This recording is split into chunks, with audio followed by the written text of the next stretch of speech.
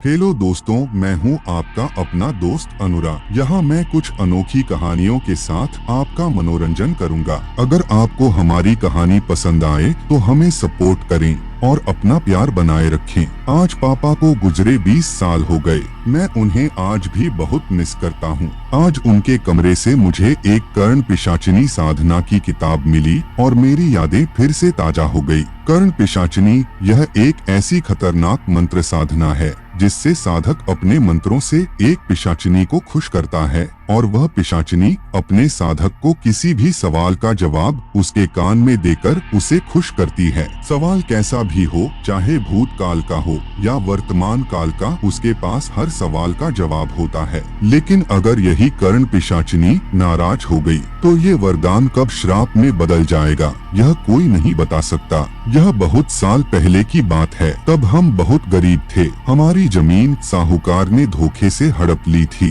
खाने पीने के भी लाले लगे थे। हम लोग पूरी तरह से कंगाल हो गए थे। तभी मेरे पापा को उनके दोस्त ने कर्ण पिशाचिनी साधना के बारे में बताया तो मेरे पापा को यह आखिरी रास्ता नजर आया। उन्होंने 21 दिन की कड़ी साधना की और इसके चलते उन्होंने एक कर्ण पिशाचिनी को खुश कर लिया। पापा अब शहर आ गए थे। जो भी कुछ पैसा बचा था उन्होंने वह शेयर मार्केट में लगा लिए। उनकी कर्ण पिशाचिनी कौन से शेयर के भाव बढ़ने वाले हैं या गिरने वाले हैं यह उनके कान में बता देती थी। हर रोज पापा नई नई जगह इन्वेस्ट करते और ढेर सारा पैसा कमाते। देखते ही देखते हम लोग थोड़े ही दिन में अमीर हो गए। हमारे पास अब सब कुछ था। पापा से बड़े बड़े लोग मिलने आते और उनकी सलाह लेते। एक दिन पापा के दोस्त ने हमारे घर पर सरप्राइज पार्टी रखी थी क्योंकि पापा बाहर कहीं भी जाना अवॉइड करते थे। उसी शाम से पापा अजीब सा बर्ताव करने लगे। दिन रात वो अपने आप को कमरे में बंद कर लेते थे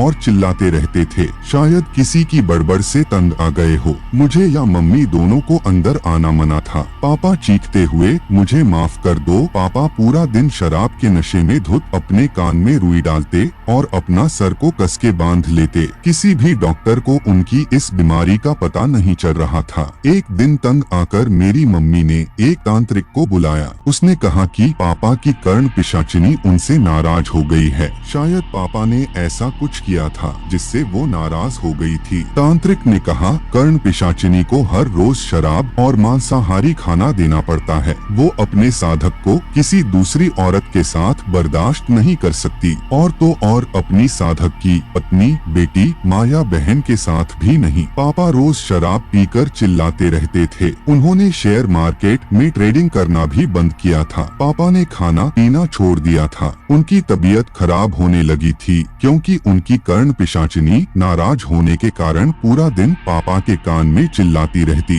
एक मिनट भी शांत नहीं होती और बार बार यही बताती कि उनकी बेटी यानी मेरी बहन की मौत कैसे होगी। ये सुन के मेरे पापा और चीखते चिल्लाते ताकि कुछ सुनाई न दे। इसीलिए उन्होंने खुद को एक कमरे में बंद कर लिया। एक दिन अचानक उनके चिल्लाने की आवाज बंद हो गई। उनके गुजरने के 2 महीने बाद मुझे उनका ये लेटर मिला। कर्ण पिशाचिनी से छुटकारा पाने के लिए उन्होंने अपनी जान ले ली थी। ये घर, प्रॉपर्टी सब पापा के कारण ही था। हमारी स्थिति सुधारने के लिए पापा ने अपना बलिदान दिया था। आज भी मुझे लगता है कि मेरे पापा यही कहीं हैं मेरे साथ। अगर उनकी कर्ण पिशाचिनी अभी भी उनके साथ हुई तो इस बात को सोचकर हमें बहुत डर लगता है।